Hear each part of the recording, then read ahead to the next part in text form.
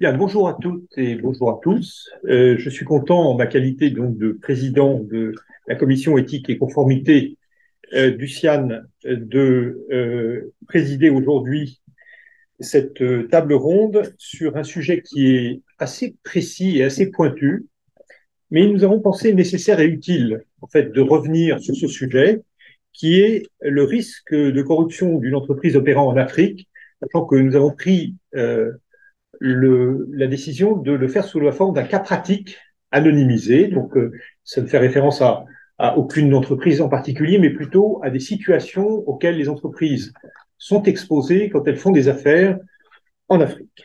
Voilà, donc c'est mon confrère, éminent confrère Raphaël Cauvin, qui va faire cette présentation et je me permettrai de lui poser des questions et vous êtes évidemment bienvenus de poser des questions plutôt à la fin, mais si vous avez le besoin d'avoir des réponses pendant, n'hésitez pas.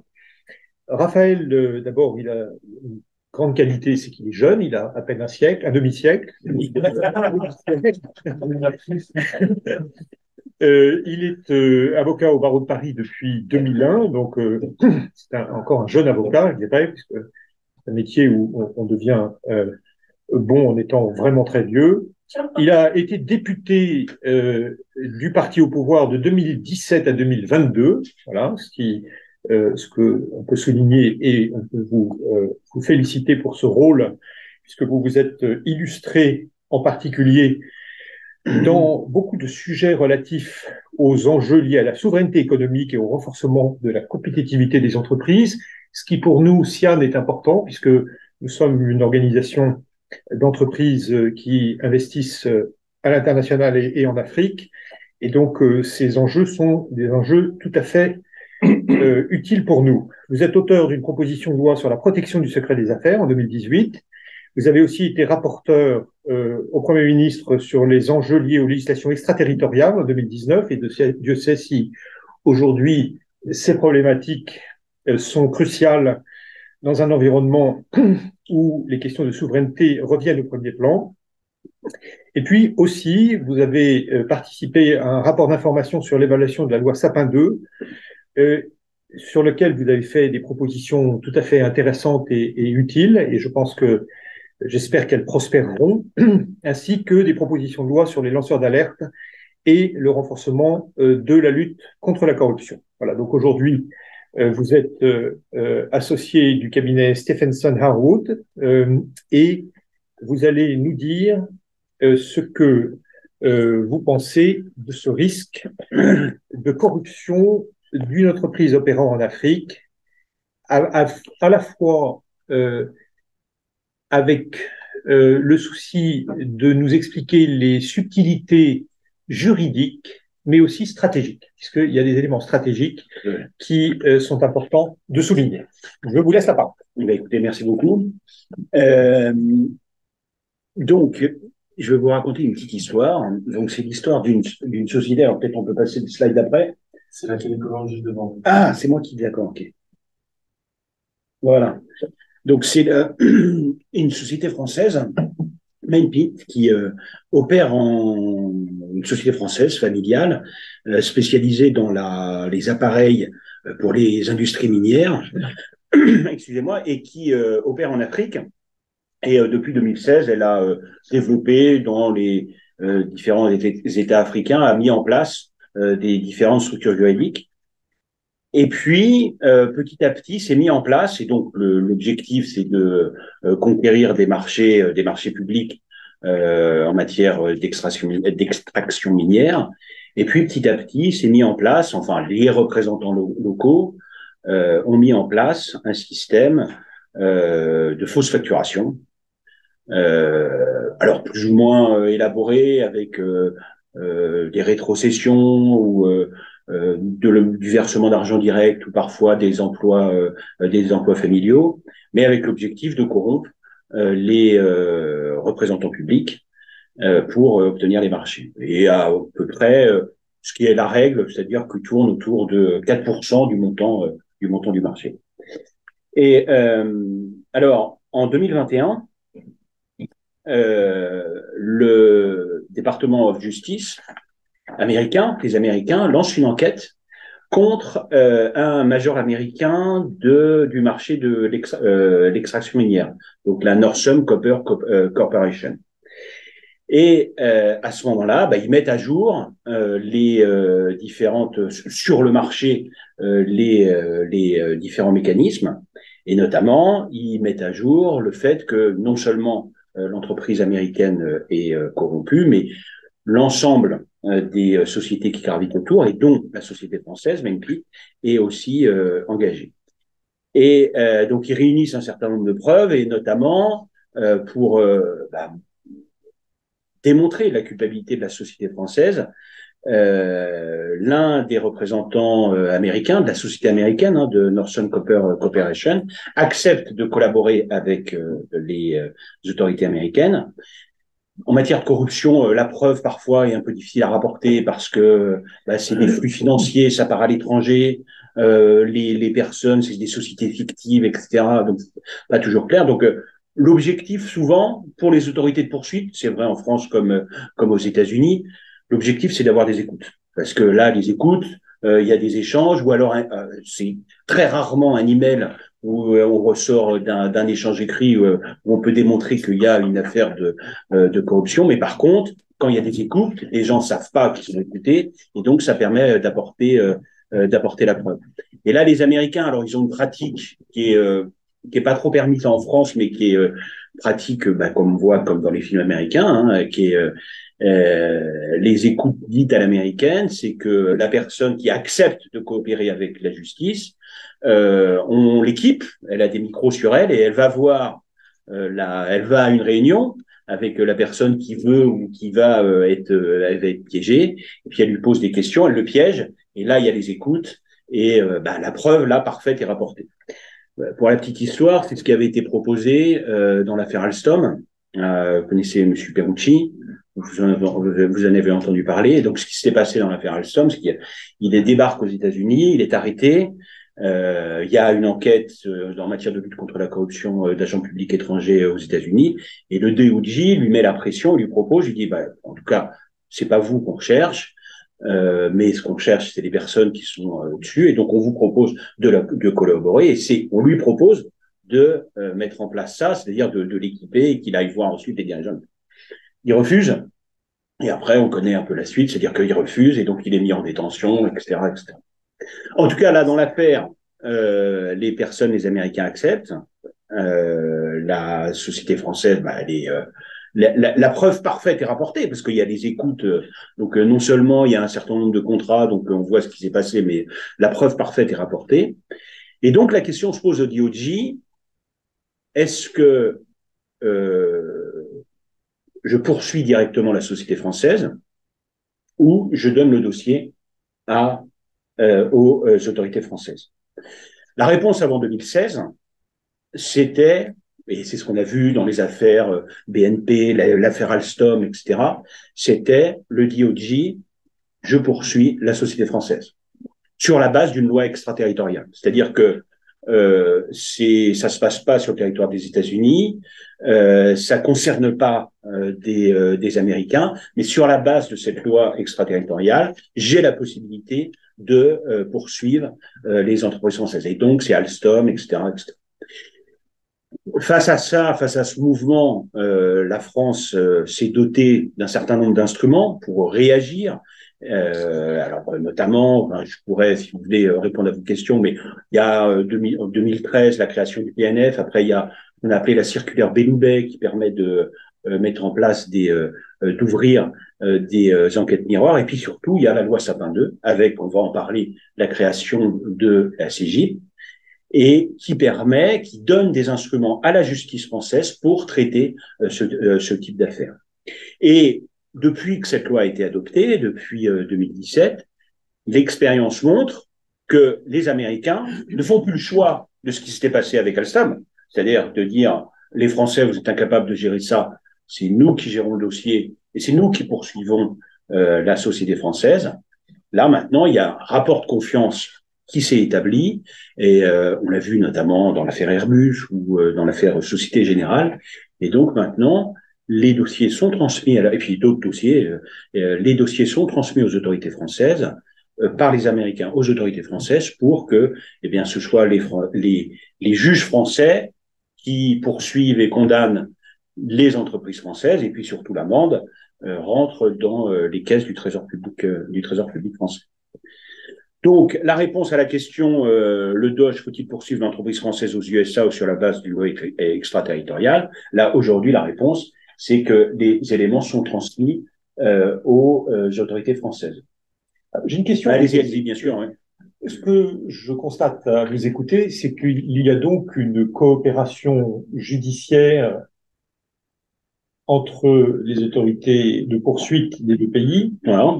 Est-ce que vous pouvez nous en dire un peu plus? Quelle est son intensité? Parce que finalement, on ne se rend pas forcément compte quand on fait des affaires en Afrique que le risque, il ne va pas venir de la France ou de l'Afrique, mais il va venir en fait d'une enquête qui a lieu aux États-Unis et donc dont on n'a aucune information. Donc, il y a aucune information puisque l'enquête est par principe aux États-Unis comme en France, elle est secrète.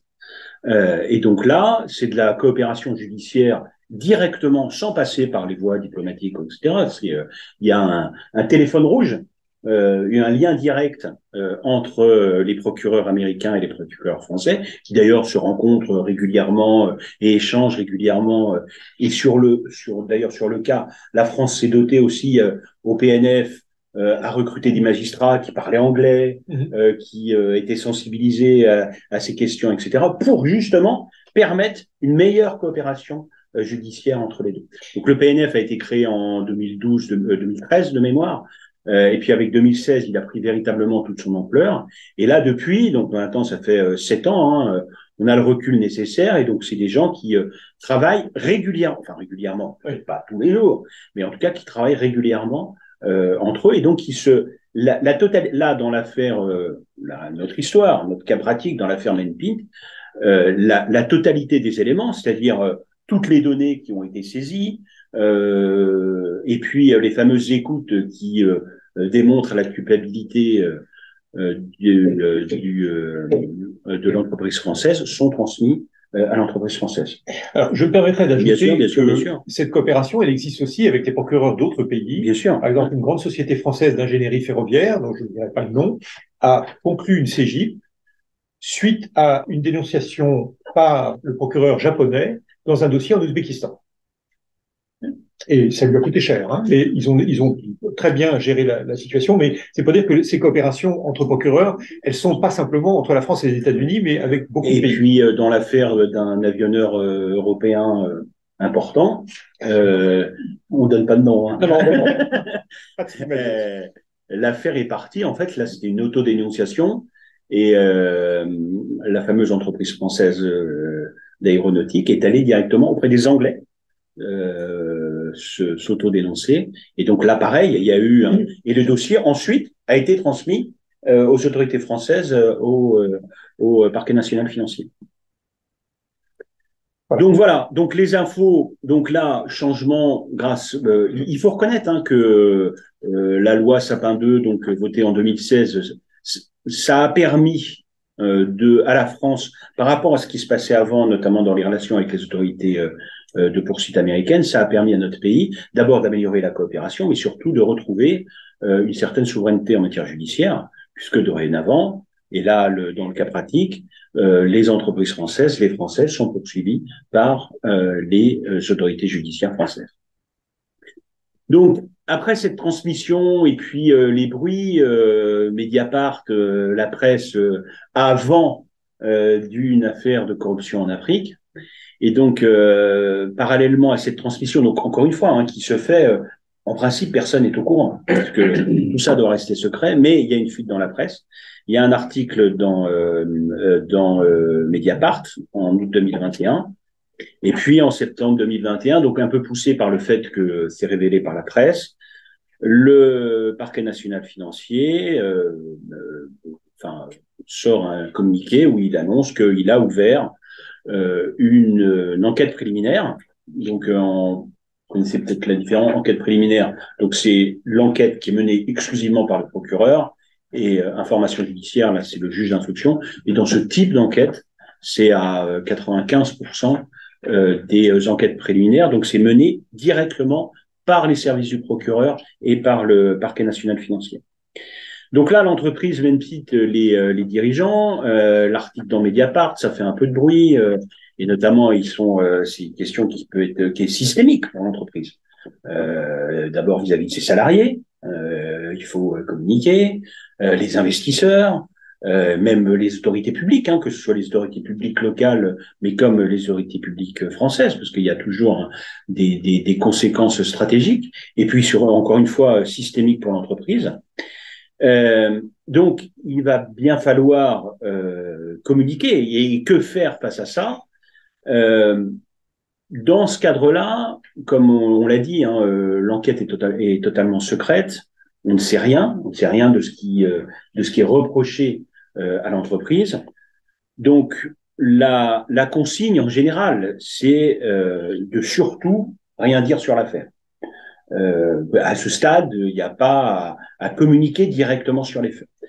Mais par contre, il faut agir parce que les articles de presse peuvent se multiplier et puis si on dit rien, ça peut, comme on dit, la marée peut monter ou la sauce peut monter.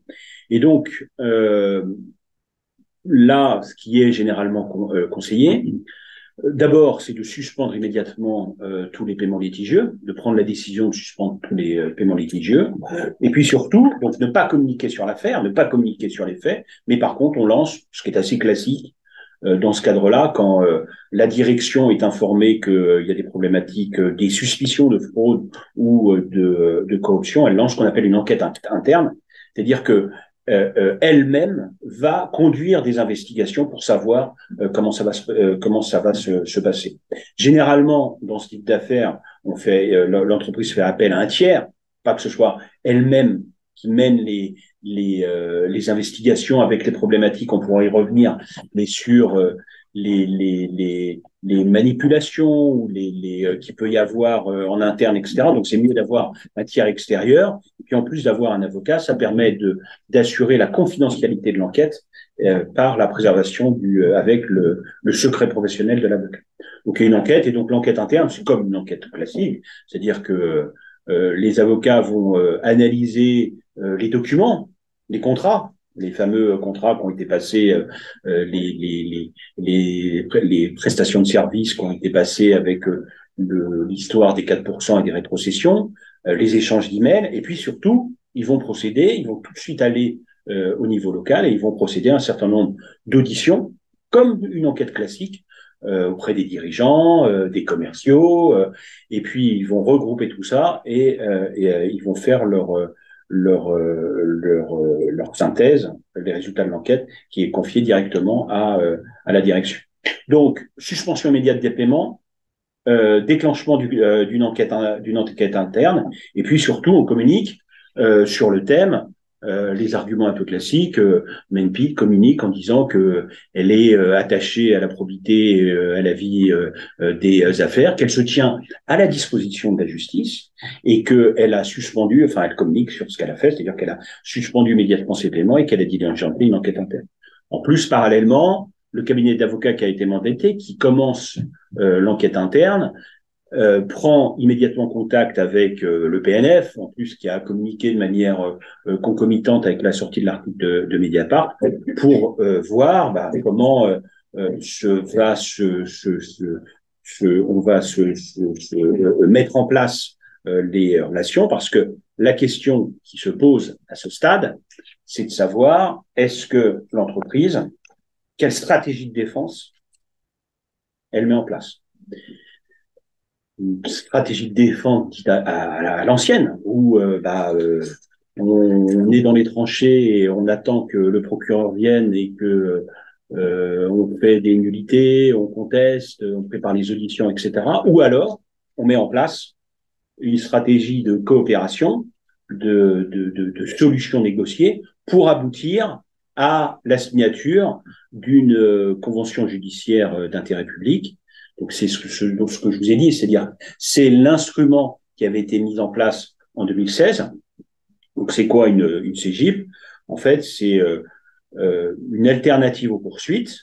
C'est les autorités de poursuite françaises le PNF qui signe un accord avec l'entreprise où on met fin aux poursuites parce qu'il y a un certain nombre de faits qui ont été révélés.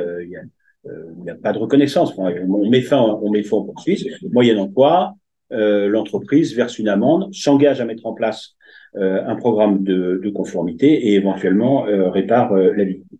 Ça, c'est un instrument qui existe aux États-Unis depuis plusieurs années, ou plusieurs dizaines d'années même, qui est mis en place par le DOJ. Et aux États-Unis, depuis le vote de la loi de lutte contre la corruption et de poursuite en matière de corruption d'agents publics étrangers, je crois que 100% des dossiers qui ont été traités par le DOJ, que ce soit concernant des entreprises américaines ou des entreprises étrangères sur la base d'une loi de la loi extraterritoriale, 100% des dossiers, ou alors il y en a peut-être un, mais non, c'est 100% des dossiers, ont été réglés par le règlement, directement par la signature de ces accords négociés.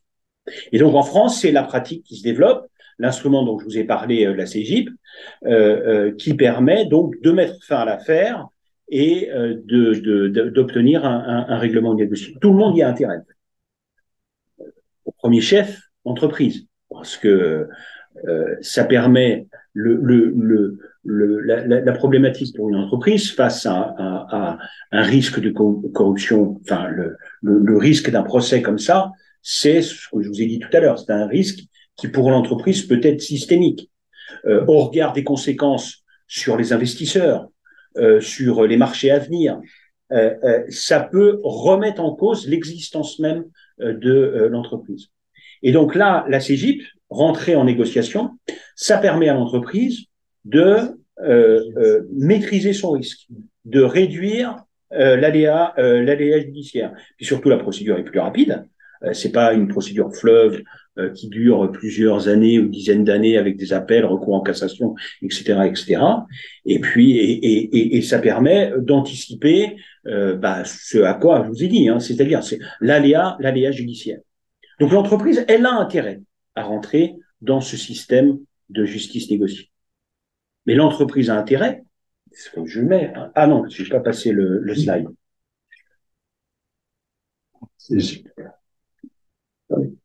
Allez, voilà. Donc, Menpid a intérêt à engager parce qu'elle maîtrise le risque et elle réduit l'aléa judiciaire, mais la justice française également.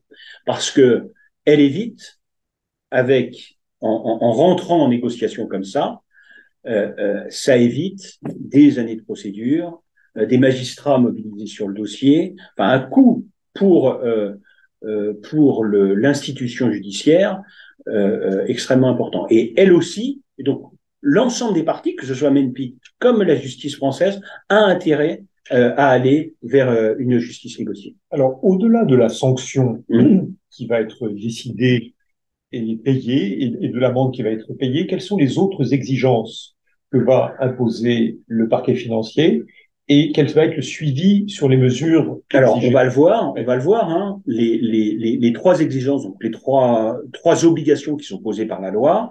Un, c'est le règlement d'une amende. Alors, tout ça aussi est encadré avec un montant maximum. Et puis, le PNF a mis en place ce qu'on appelle des lignes directrices qui permettent de savoir quand vous vous comportez de telle façon, etc., pour essayer d'anticiper et que même l'entreprise qui rentre dans un système de justice négociée puisse commencer à anticiper quel pourra être le montant de l'amende. Donc, un, le paiement de l'amende. Deux, la mise en place de ce qu'on appelle un programme de conformité. Ça, vous connaissez tous, hein, c'est la loi Sapin 2, les 8 piliers.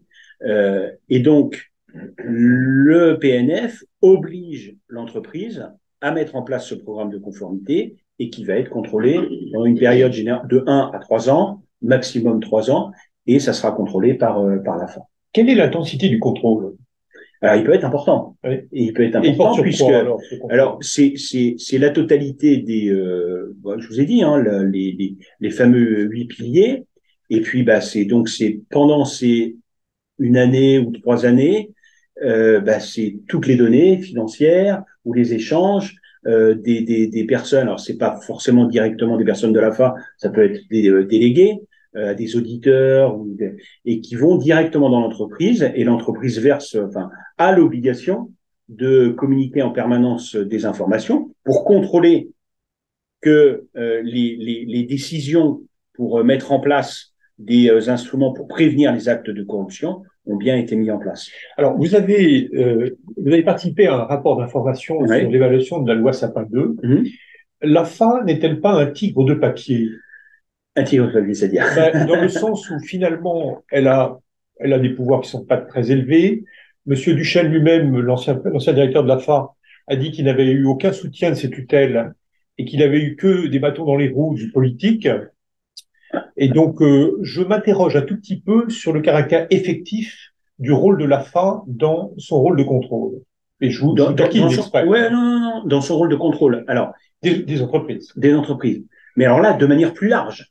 C'est-à-dire pas que les contrôles qui peuvent être mis en place. Oui, mais celui-là est important. Dont celui-là. Parce qu'il n'a jamais prononcé de sanctions.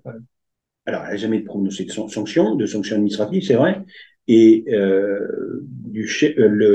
l'ancien dirigeant de l'AFA reproche en fait de ne pas être assez doté en agents administratifs, etc. Et donc de ne pas avoir les moyens nécessaires pour accomplir la totalité de Doit-on craindre l'AFA? Doit-on craindre l'AFA si on est une entreprise? Alors, oui, bien sûr. Oui. Mais alors, c'est vrai que depuis 2016, non, c'est vrai, ouais. Depuis 2016, il y a eu des contrôles qui ont été menés et il n'y a eu aucune sanction qui a été prononcée par la commission d'exemption. Je crois qu'il y a 2 entreprises qui avaient été renvoyées, mais aucune sanction. Mais il faut voir, il y a une grande différence entre l'AFA et PNF. C'est que l'AFA, elle contrôle non pas les actes de corruption. Là, le PNF, et dans notre affaire avec Main-Pit, c'est ça. C'est-à-dire qu'il y a eu un acte de corruption qui a été mis à jour par les Américains, et c'est le PNF qui mène l'enquête, qui va signer la CGIP et qui va sanctionner l'entreprise. L'AFA, c'est différent. L'AFA, il y a un certain nombre d'obligations de mise en place de programmes de conformité, etc., qui sont mis en place, et l'AFA, elle va sanctionner, non pas des actes de corruption qui ont été menés, mais le fait que l'entreprise n'aurait pas bien mis en place les insuffisances dans la mise en place du programme et des instruments de lutte ou de prévention de la corruption. Ce qui avait été demandé à l'AFA, et c'est pour ça que dès l'origine, Duchesne, qui était un ancien juge d'instruction, lui apparaissait, enfin en tout cas voulait que l'AFA soit un peu soit là pour détecter les corruptions, etc., etc. Ce que lui avait demandé la loi, ce qui était dans la loi, le rôle de l'AFA, c'était avant tout d'avoir un rôle de conseil et d'accompagnement des entreprises dans la mise en place de ces instruments de prévention de la corruption. Et nous, quand on avait fait la mission d'évaluation de la loi Sapin 2, c'est ce qu'on avait rappelé.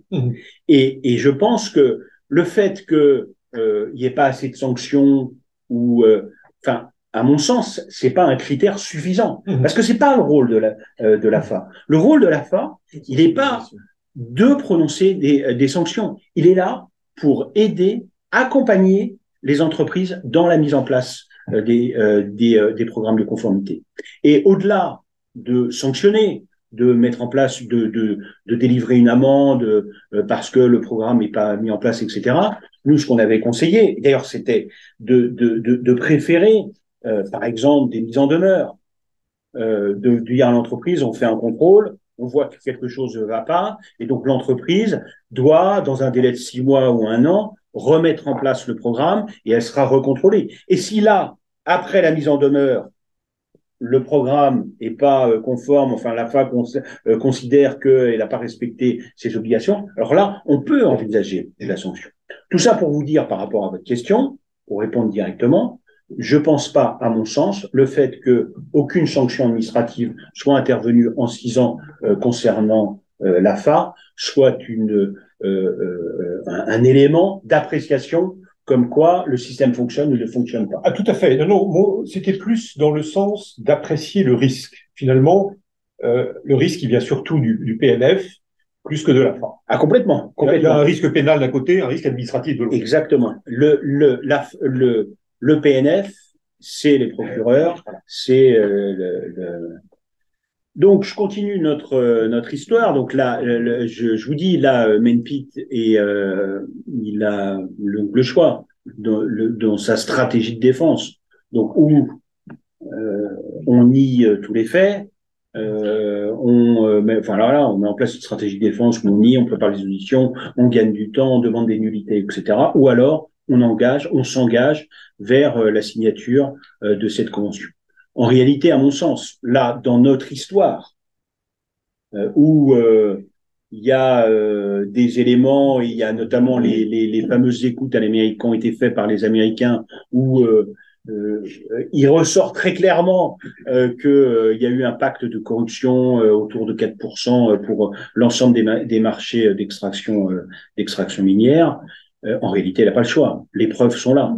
Et même, j'irai plus loin, dans ces affaires de corruption, la jurisprudence, l'évolution de la jurisprudence fait que c'est extrêmement compliqué de mettre en place une stratégie de défense, d'aller devant les tribunaux et de plaider le dossier pour insuffisance de preuves ou soulever des moyens de droit, etc.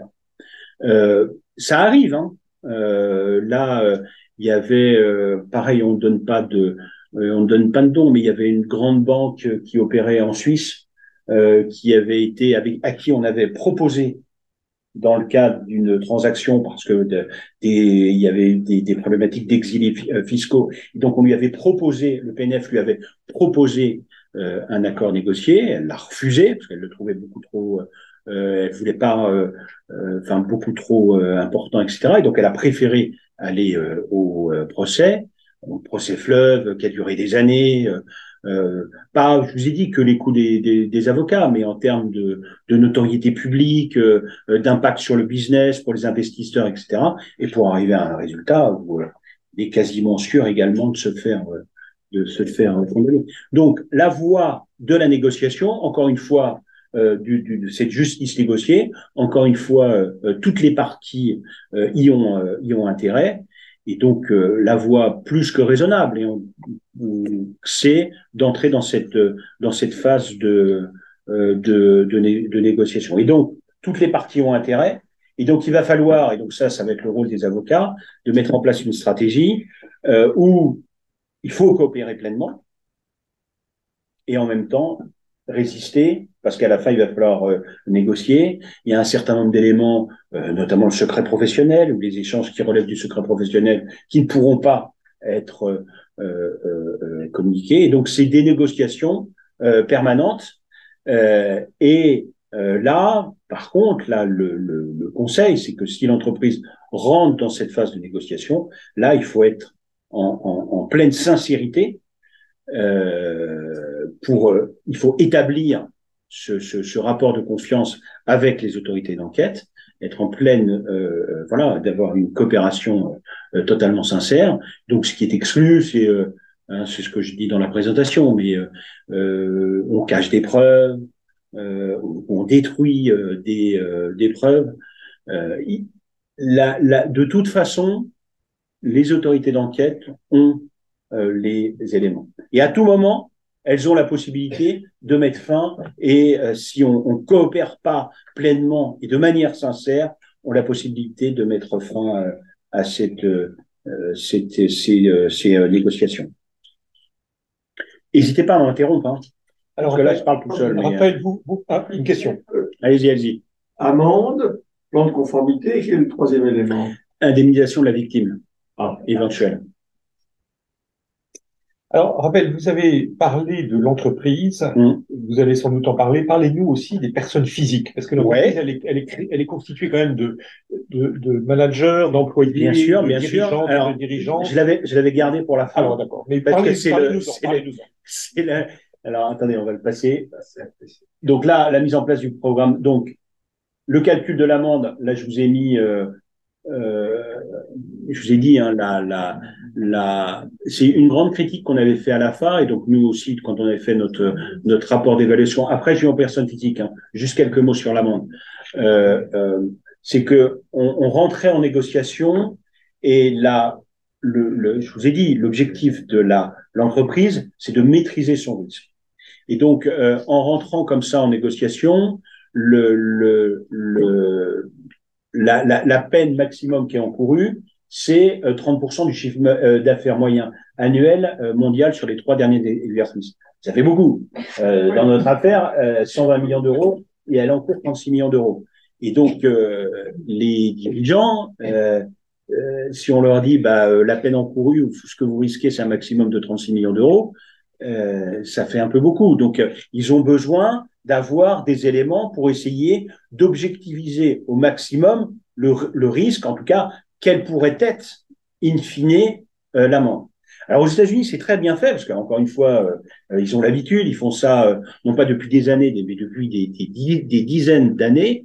Et donc, le DOJ, lui, publie très régulièrement ce qu'on appelle des lignes directrices, donc c'est de la soft law, hein, où clairement on arrive à voilà, si vous faites ça, si vous êtes sincère, il y a un barème. Il y a exactement, il y a un barème avec des plus et des moins, et puis on fait l'addition. Et donc même en rentrant en négociation, on sait déjà que le montant de l'amende va être à peu près quel va être le montant de l'amende. En France, on n'avait pas ça. C'était l'une des critiques qu'on faisait au PNF. Alors, il y a des nouvelles lignes directrices qui ont été mises en place, qui sont sorties là au début de l'année. Je crois que c'était en mars, avec, vous voyez, facteur minorant, facteur majorant, et qui permet d'anticiper, d'objectiver le montant de l'amende, et pour mettre en place ce calcul. Et donc là, on a fait un calcul concernant MENPI, le fait qu'elle collabore pleinement, donc c'est des facteurs qui sont minorants. Le facteur majorant, c'est que le programme de conformité n'était pas suffisamment en place, et l'entreprise n'avait pas anticipé ou mis en place des instruments pour prévenir ce type d'acte. Et donc, à la fin, ce qui est proposé à l'entreprise, c'est la signature d'une CJIP d'un montant de 6 millions d'euros. La mise en place de conformité, je vous en ai parlé. Donc, c'est la deuxième obligation. Allez-y. Sur la ligne, dans votre description des intérêts pour l'entreprise d'obtenir une CJIP, vous indiquez que cette voie minimise la peine d'amende. N'est-ce pas l'inverse? Une amende plus importante, mais l'avantage majeur d'une absence de reconnaissance de culpabilité. Est-ce que en gros, quand vous disiez que la voie de la CJIP minimisait la peine d'amende, ouais. Est-ce que c'est pas plutôt que l'amende serait importante, mais que l'avantage, c'est qu'il y a une absence de reconnaissance de culpabilité? Oui, ça en fait partie. C'est-à-dire que l'intérêt essentiel de la CJIP, c'est qu'on met fin aux poursuites. Et donc, il n'y a pas de condamnation, notamment avec toutes les conséquences liées à la condamnation, l'accès au marché public ou toutes les conséquences secondaires. Donc, il n'y a pas de condamnation. La mise en place du programme de conformité, donc ça, je vous en ai parlé, hein, mis en place par l'AFA et donc maintenant la problématique ça, je l'ai gardé pour la fin parce que c'est le meilleur pour la fin, c'est quid des dirigeants, et notamment des dirigeants locaux qui ont mis en place, où il y a eu la mise en place de contrats de sous-traitance ou de prestations de services, de fausses facturations. Et donc la question qui se pose, mais c'est une question qui se pose dans des affaires, en matière de défense pénale, je vous ai dit tout à l'heure, défense pénale classique, l'entreprise est poursuivie et ses dirigeants devant un tribunal de manière classique, etc., ou de justice négociée, et donc il y a cette enquête, cette autodénonciation et la participation de l'entreprise à l'enquête. La question est toujours la même. c'est-à-dire la problématique du conflit d'intérêts qui apparaît très rapidement entre l'entreprise et la personne morale, entreprise. Je vous ai dit tout à l'heure, une affaire comme ça, c'est une affaire systémique qui peut remettre en cause, enfin, en tout cas, dans notre monde actuel, avec les problématiques vis-à-vis des investisseurs, des poursuites qui peuvent être faites,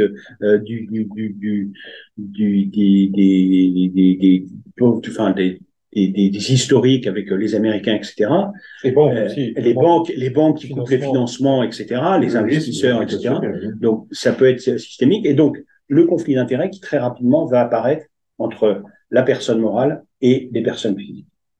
D'autant plus que les autorités d'enquête, alors surtout américaines, mais d'autant plus maintenant les autorités françaises, exigent de la personne morale qu'elle fasse le ménage chez elle. Et que le gage, je vous ai parlé tout à l'heure des facteurs minorants et aggravants pour la peine, l'un des calculs, donc c'est la prise en compte, est-ce que véritablement l'entreprise a été sincère dans sa participation aux investigations. L'un des critères pour apprécier cela, c'est son appréciation vis-à-vis des cadres dirigeants et des sanctions éventuelles ou qui ont été prononcées. Dans l'affaire du l'avionneur européen, la totalité du management, des cadres dirigeants de l'entreprise, entre l'ouverture et quand le directeur juridique est allé s'auto-dénoncer auprès des autorités anglaises, et la fin, la signature de la CGIP, la totalité des cadres dirigeants ont été sortis.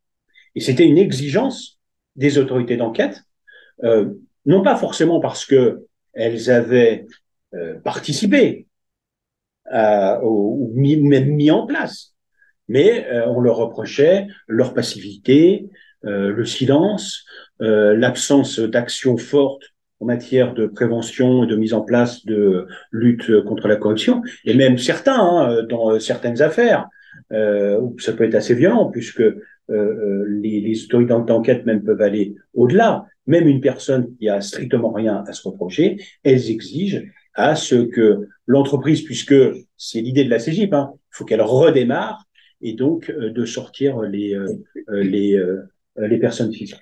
Alors, et donc, ouais, allez-y. Moi, je suis président de la filiale de Menpit qui avait mis en place le système en Afrique qui nous est reproché.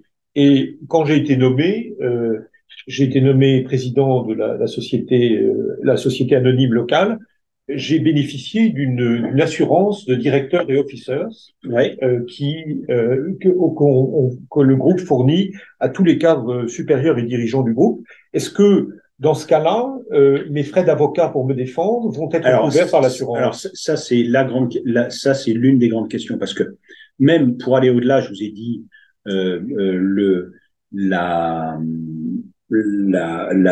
façon dont la personne morale va se comporter vis-à-vis des personnes physiques qui auraient fauté, ou les sanctions disciplinaires jusqu'au licenciement qui est prononcé, donc est pris en compte par les autorités de poursuite dans l'appréciation de l'amende. Et pour savoir si réellement elles ont pris conscience du problème et elles participent aux investigations.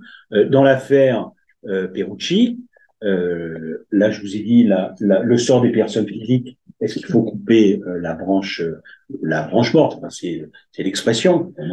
Dans l'affaire Alstom avec Pierucci, il a reçu sa lettre de licenciement alors qu'il était en détention provisoire aux États-Unis pour abandon de poste.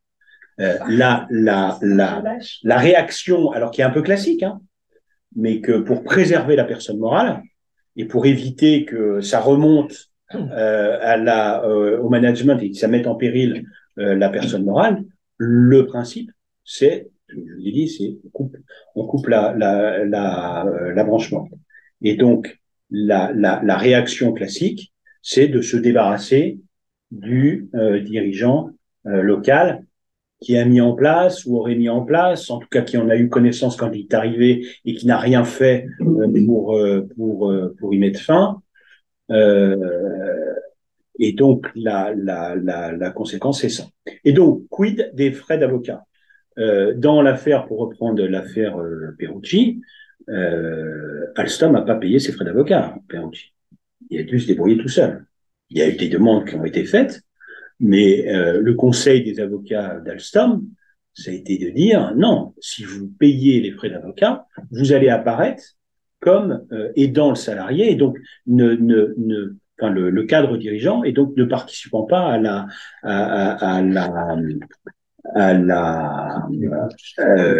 l'enquête de manière sincère,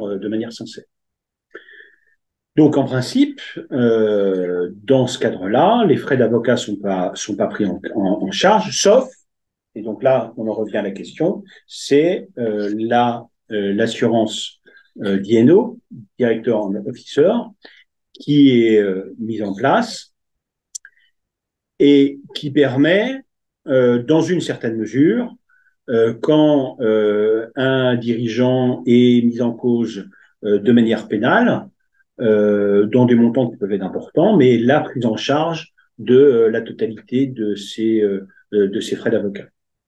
Donc ça, c'est quelque chose d'assez classique, qui notamment, normalement, dans tous les grands groupes qui opèrent à l'étranger, c'est une protection qui est due par l'entreprise. Et donc, dans ce cadre-là, s'il y a la personne physique qui est convoquée et quand bien même elle sera licenciée, les frais d'avocat continuent à être pris en charge. Avec, il faut voir chaque police et ça évolue avec des exceptions et notamment si la personne commence, enfin, on va rentrer dans les détails, mais on peut discourir pendant plusieurs heures là-dessus, et si la personne reconnaît les faits, à ce moment-là, la police d'assurance va pas continuer à prendre en charge les frais d'avocat. Et donc, voilà, je ne sais pas si vous avez d'autres questions. Et donc, la grande question, la problématique de cette justice négociée. Donc, le bilan qu'on peut faire, c'est que pour les personnes morales, c'est quelque chose qui fonctionne très bien, enfin, qui est très utile. Encore une fois, je vous ai dit, ça permet à l'entreprise de maîtriser son risque, maîtriser l'aléa judiciaire, anticiper et objectiver la sanction, que ce soit la sanction financière, mais également la mise en place des programmes de conformité, etc., etc. Après, derrière, il y a les poursuites contre les personnes physiques. En principe, la loi prévoit que quand bien même il y a la signature d'une CJIP, derrière, il doit y avoir des poursuites qui sont engagées. Alors, ça peut être aussi dans le cadre d'une justice négociée, hein, ou alors là, ce qu'on appelle un plaidé coupable, mais il y a des poursuites en parallèle ou après qui sont exercées contre les personnes physiques. Et l'évaluation qu'on peut faire, c'est que jusqu'à présent, et c'est vrai aux États-Unis comme en France, les autorités de poursuite l'ont pas forcément fait de manière systématique. Et c'est l'une des critiques dans le cadre de l'évaluation qu'on avait pu faire, qui avait été faite. C'est aussi l'une des critiques qui sont faites aux États-Unis. Et d'ailleurs, dans leur ligne directrice, les Américains, donc je crois que c'était en décembre dernier, avaient annoncé que dorénavant, au-delà des poursuites en matière de lutte contre la corruption et des poursuites contre les entreprises, il fallait, enfin en tout cas le Department of Justice avait des consignes, enfin des obligations de poursuivre de manière beaucoup plus systématique les dirigeants. Et c'est aussi ce qu'a annoncé le parquet national financier. il faut reconnaître que enfin, et notamment dans l'affaire Alstom, hein, on l'avait vu, ça a été l'une des critiques qui avait été faite, c'est-à-dire que il y avait des dénonciations qui avaient été faites ou des critiques contre les dirigeants, des plaintes qui avaient été déposées, mais il n'y avait pas eu de poursuite contre les personnes physiques. En tout cas, en matière de poursuite contre les personnes physiques, des cadres dirigeants, ça peut se faire une fois encore par de manière classique, un renvoi devant un tribunal correctionnel ou dans le cadre là aussi d'une justice négociée. Alors, la CJIP, ça concerne uniquement les personnes morales et la négociation peut concerner que la personne morale, mais de manière parallèle, il peut y avoir un autre instrument de justice négociée qui est le plaidé coupable et qui permet, là encore, pour les personnes physiques, de négocier la peine. Alors, il y avait, là encore, on ne donne pas de nom, hein, mais il y a quelques mois, il y avait eu un petit... le PNF avait envisagé pour une grande entreprise française et un dirigeant assez connu de cette entreprise française de mettre en place un espèce de packaging de CJIP pour la personne morale et puis pour la personne physique, la signature aussi d'une justice négociée d'un plaidé coupable pour des histoires, je crois, de port, de corruption en Afrique. Et là, c'est ce qu'on va voir juste après, il y a une justice négociée, il y a un accord qui est signé entre le procureur et l'entreprise, ou le procureur et le dirigeant, mais il faut qu'il y ait la validation, et c'est pareil aux États-Unis, d'un juge indépendant et d'un juge du siège. D'un juge du siège. Donc, procureur, entreprise, signe un accord, et après, on va devant le juge du siège qui valide l'accord. Et là, la CJIP comme le plaidé coupable, c'est pareil. Et là, dans notre histoire concernant l'entreprise française et son dirigeant connu, l'accord avait été donné concernant la personne morale, mais pas la personne physique, qui avait été renvoyée ensuite devant le tribunal. Parce que le juge avait considéré que la peine qui était proposée dans l'accord n'était pas proportionnée par rapport aux faits. Alors, j'ai deux commentaires à faire. Allez-y. Je crois que tant que les sanctions qui sont imposées aux entreprises et pas aux personnes physiques, finalement, c'est un coup de faire du business. Et donc la sanction et l'amende qui est infligée au titre de la corruption est un coup parmi d'autres de faire du business. Et c'est vrai que si on veut que ces pratiques se réduisent, c'est uniquement en agissant sur les individus que ça peut se changer. Mais je ne me prononce pas sur l'opportunité ou pas de le faire. Mais je crois que il faut pas être aveugle sur l'efficacité des mécanismes mis en place. Le système économique intègre ce coût-là comme un coût de faire du business. Le coût de l'amende au titre de la corruption pour les entreprises. C'est pas un jugement, c'est une constatation. Mais juste pour rebondir, mais je suis parfaitement d'accord avec vous. Mais d'où, alors là, moi je me place ancien responsable politique, mais d'où la nécessité de poursuivre les personnes physiques. Et pour que pour pas que, c'est la critique qu'on fait à la CJIP, pour pas que ce ne soit que un enjeu financier, que si on objective trop et que c'est juste un calcul coût-avantage. Absolument. L'autre remarque que je voulais faire, pardon. Question.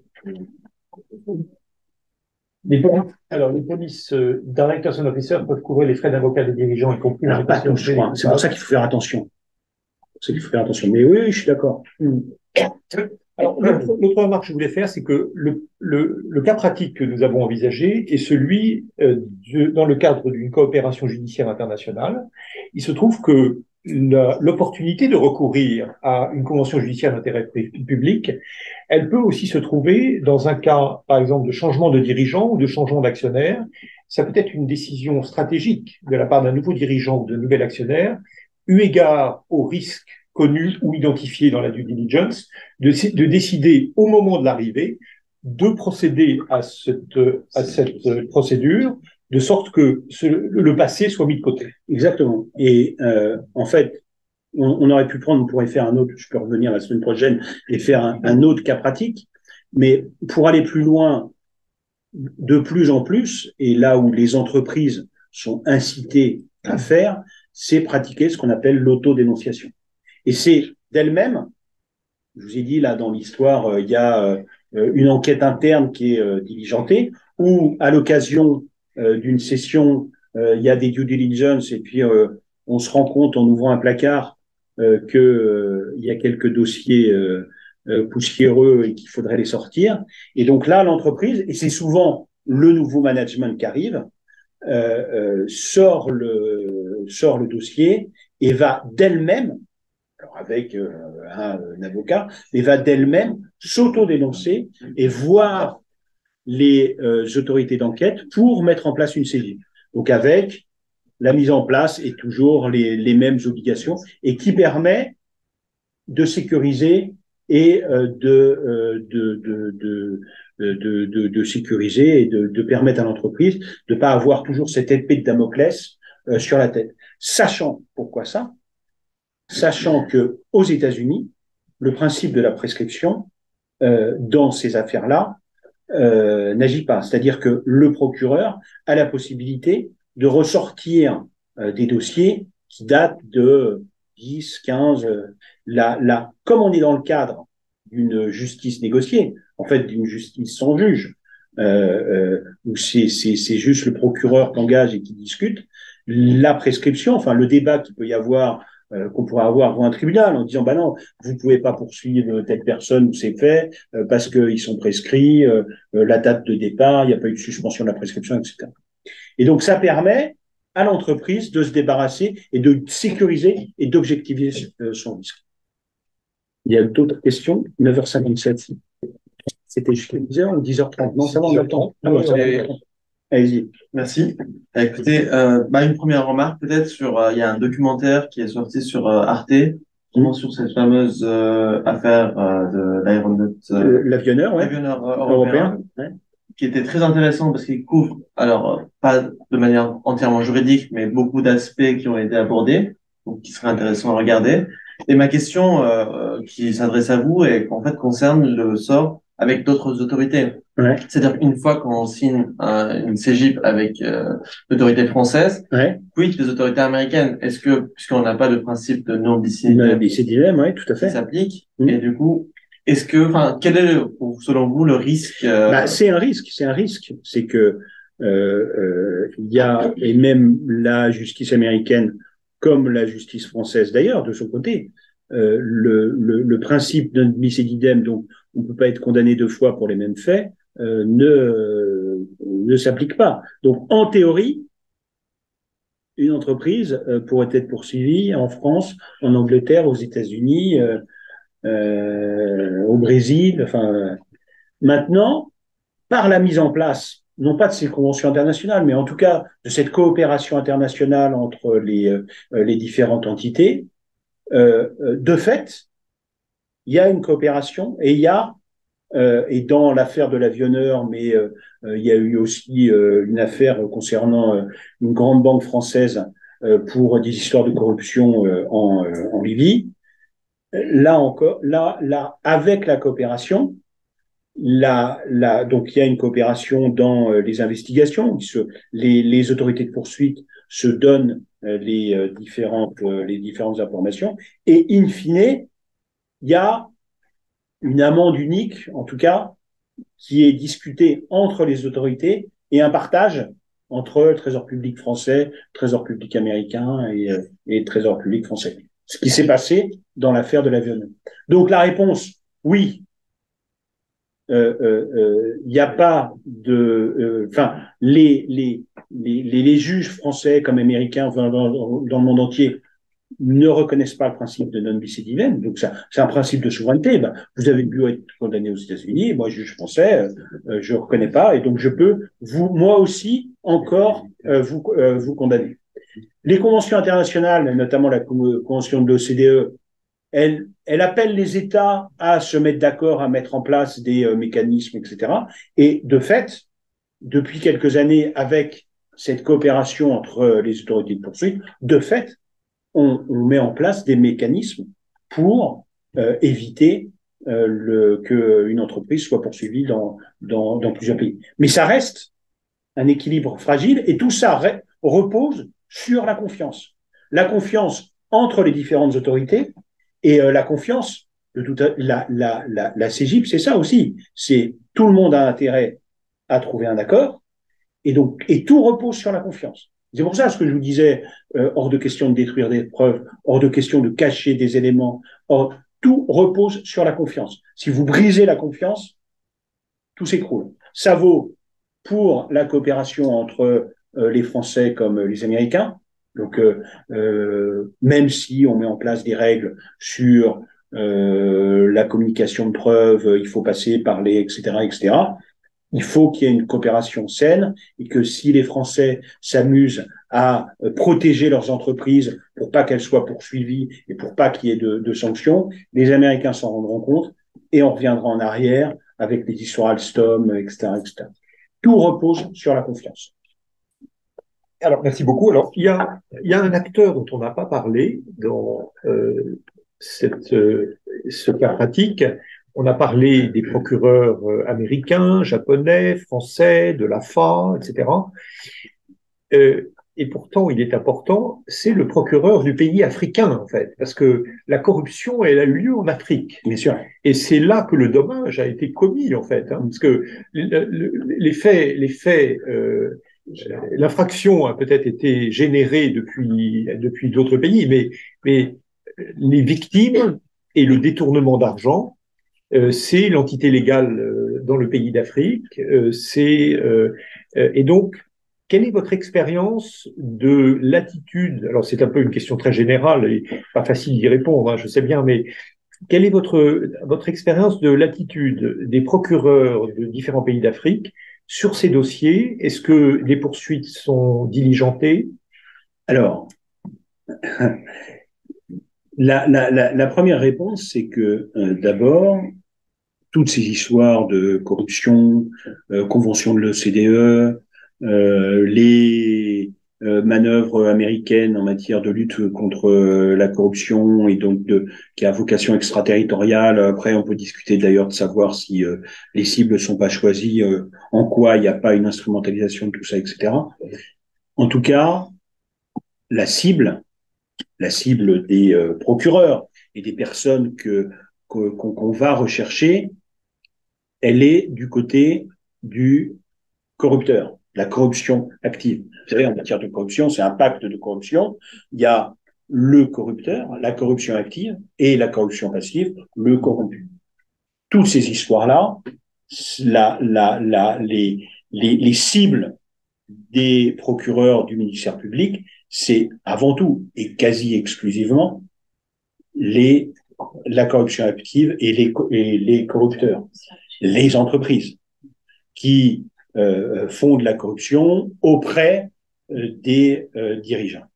Ça va peut-être évoluer, notamment dans le dernier rapport de l'OCDE, donc c'était en décembre dernier ou l'année d'avant, je ne sais plus, mais il y avait beaucoup de développement en disant que c'était important également de s'occuper, entre guillemets, mais en matière de lutte contre la corruption, d'intensifier les enquêtes et de poursuivre de manière beaucoup plus importante les corrompus, la corruption passive.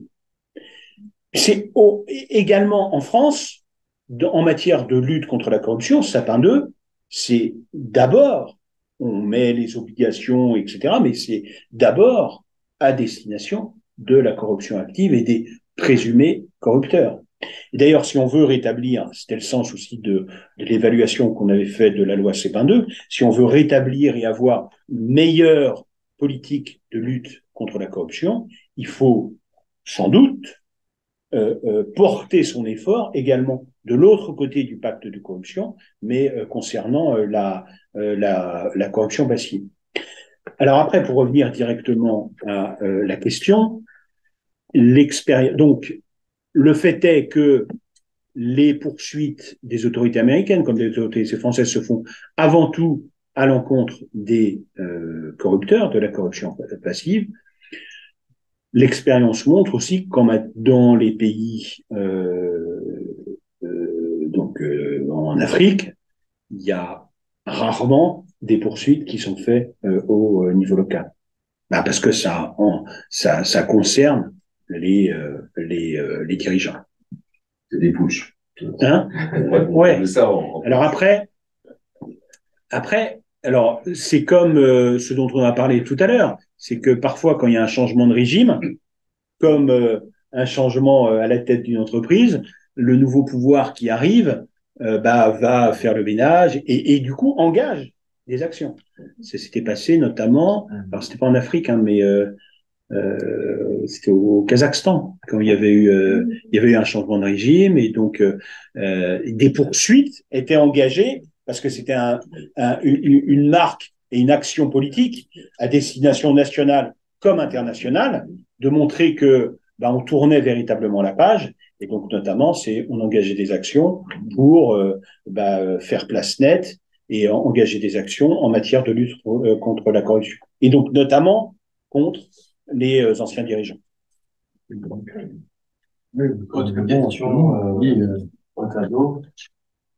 Le principe non bis in idem n'est-il pas indispensable au fonctionnement de la justice négociée dans le cadre de lois extraterritoriales? La confiance peut être une base légale suffisante. Oui, il faudrait sans doute que les États, qu'on arrive à la signature d'une convention internationale et que les États reconnaissent le principe non bis in idem. Mais c'est un engagement, ça va contre le principe de la souveraineté, parce que l'État reconnaît que si vous êtes poursuivi et condamné dans un autre pays, elle reconnaît elle-même la décision et qu'on ne puisse pas être condamné une deuxième fois. Ça risque d'être, enfin en tout cas, il y a des engagements qu'ils ont pris, mais pour aboutir à la signature d'une convention et que ce soit véritablement sanctionné et suivi, ça risque d'être long et compliqué. C'est pour ça que, mais je suis d'accord avec ce que je disais tout à l'heure, je suis d'accord avec la remarque. C'est vrai que ça reste fragile. Il faut reconnaître aujourd'hui, en matière de lutte contre la corruption, que on applique le principe de non bis in idem, c'est-à-dire avec les affaires de l'avionneur ou ce qui se passe ou l'affaire Menpit là comme le petit cas pratique, on applique ce principe-là, mais ça reste fragile, ça reste basé sur la confiance, une confiance réciproque. Au cours de nos discussions, on a fait allusion qu'il y a des pays d'Amérique latine et des pays en ce temps, et il n'y a pas qu'en Afrique qu'il y a eu des problèmes de corruption du marché public. Est-ce que c'est un phénomène qui est en diminution avec quand même la montée de tous ces instruments ou c'est encore très présent? Alors en fait, c'est toujours la même chose en matière vous savez, en matière de lutte contre la drogue ou de violence. En fait, c'est à partir du moment où on s'occupe du problème et donc il y a des dossiers qui sortent, il y en a de plus en plus. Ouais. Mais est-ce que c'est parce que ça restait dans les placards et personne n'en parlait, et puis surtout, il n'y avait pas de politique publique efficace de répression, ou il y a une augmentation, une diminution. Je pense que en fait, la France avait beaucoup de retard, malgré des engagements internationaux assez clairs, avait beaucoup de retard dans ce que j'ai dit, c'est-à-dire la mise en œuvre d'une véritable politique publique de lutte contre la corruption et de recherche des infractions, de condamnation des auteurs, etc. Et de fait, aujourd'hui, c'est que, notamment avec le PNF, avec tous ces instruments-là, etc., et aussi ce mécanisme où on sort les dossiers, de plus en plus, il y a des dossiers d'auto-dénonciation. En fait, c'est difficile de dire est-ce que c'est parce qu'il y en a plus qu'avant ou moins qu'avant. Le fait est, c'est que avec tout ce qu'on met en place, la répression s'accentue. Donc, il y a plus d'affaires qui sortent. Alors, je compléterai avec mon expérience qui est un peu différente de la vôtre, puisqu'elle est très, très tournée vers le terrain depuis 25 ans. je dirais deux choses. Je pense qu'il y a l'émergence de dossiers anciens à cause de l'application de ces nouvelles règles depuis quelques années. Et donc, c'est souvent des dossiers qui ont quand même une certaine ancienneté, donc c'est pas nécessairement des faits récents, première chose. Et la deuxième chose sur laquelle je suis très ferme, c'est que je pense que grâce à ces lois et à toute la communication qui a été faite autour de ces lois, les entreprises françaises et les dirigeants français et les administrateurs des entreprises françaises ont pris conscience de ce risque et l'ont beaucoup mieux intégré que par le passé. Et je pense que ça, c'est un point très positif, parce que moi, ce qui m'a beaucoup frappé quand je suis arrivé il y a à peu près 15 ans dans des grands groupes français, c'était l'amateurisme et l'ignorance des dirigeants français par rapport à la connaissance qu'avaient les dirigeants américains de ces sujets.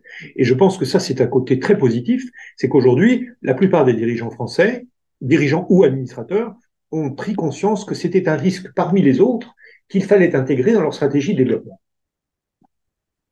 Il y a un risque personnel. Y compris personnel, évidemment, ce qui leur donne d'autant plus de prudence.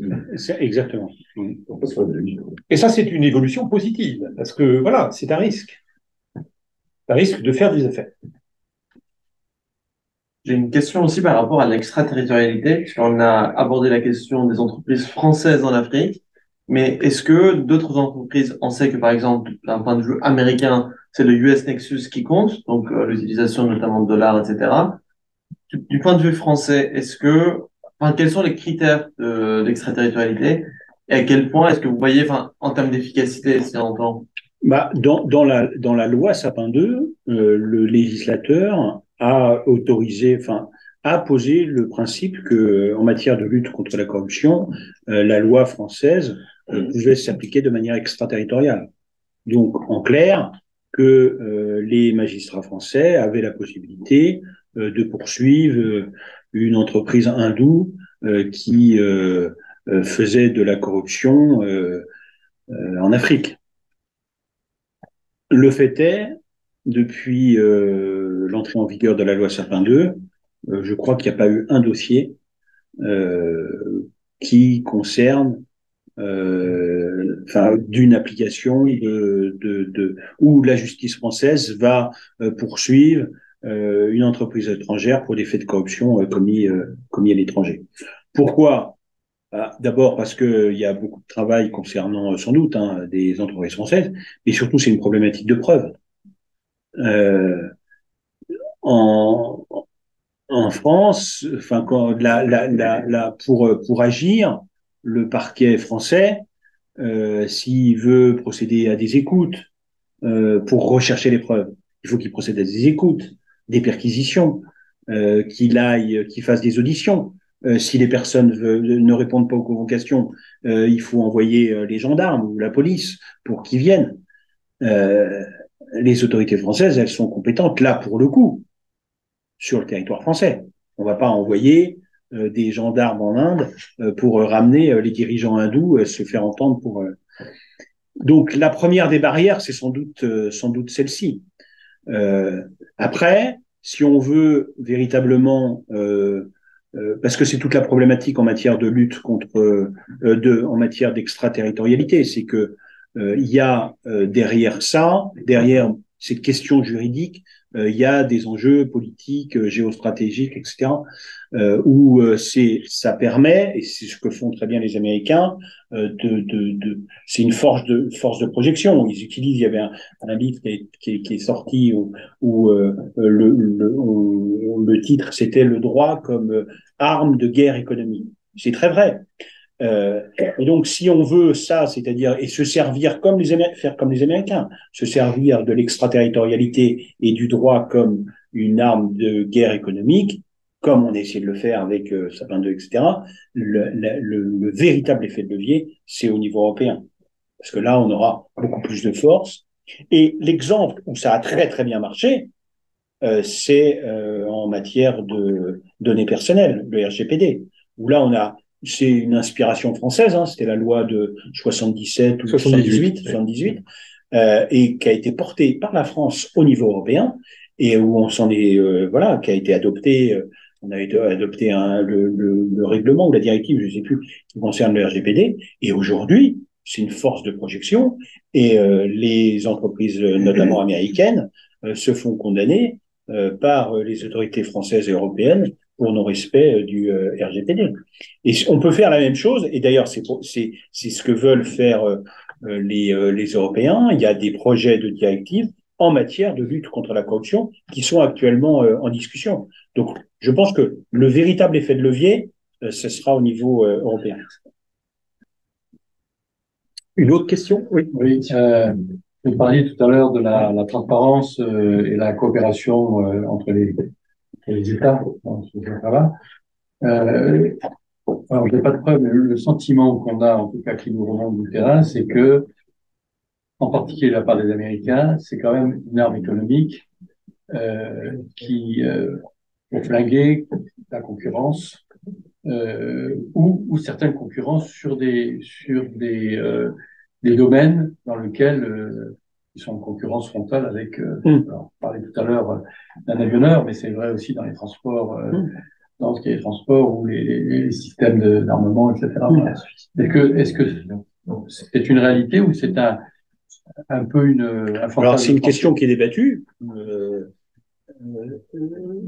Beaucoup disent oui, que les Américains, ce que je vous ai dit, hein, c'est une arme de guerre économique, et donc c'est quelque chose qui est instrumentalisé par les autorités publiques américaines à dessein pour conquérir des marchés, préserver les intérêts stratégiques de leur entreprise, et servir les intérêts des Américains. D'autres pensent que c'est pas du tout le cas et on serait des dangereux complotistes en disant ça.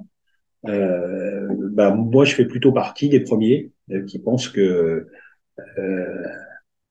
Et quand on regarde en fait les chiffres, et notamment en matière de poursuite du DOJ, le fait est, parce qu'on a un peu de recul, en fait, la vague en matière d'utilisation comme ça de l'extraterritorialité, elle a véritablement pris son ampleur après 2008, avec les démocrates et après avec la crise, après la crise, où là, les Américains, ils le faisaient un peu au début, mais là, ils se sont véritablement rendus compte, notamment parce qu'ils avaient mis en place des réseaux d'espionnage extrêmement efficaces après le 11 septembre. Et là, ils se sont rendus compte de l'intérêt stratégique qu'ils avaient à utiliser cette arme. Et quand on regarde les chiffres, de manière très claire, les entreprises cibles, en tout cas qui sont au cœur des poursuites des Américains sur la base de ces législations à vocation extraterritoriale,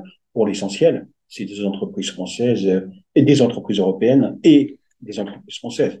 Et à mon sens, le cas Alstom est illustratif de ça. L'affaire Alstom, elle démarre parce que Alstom envisage de céder une partie de ses actifs aux Chinois.